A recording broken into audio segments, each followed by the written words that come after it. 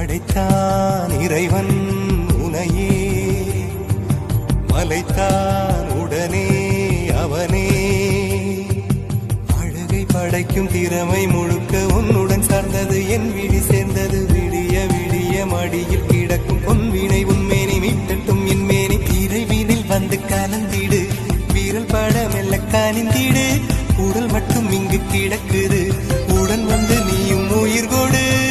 பல்லவன் சிற்பிகள் அன்று பண்ணிய சிற்பத்தில் ஒன்று, பெண்ணென வந்தது இன்று சிலையே.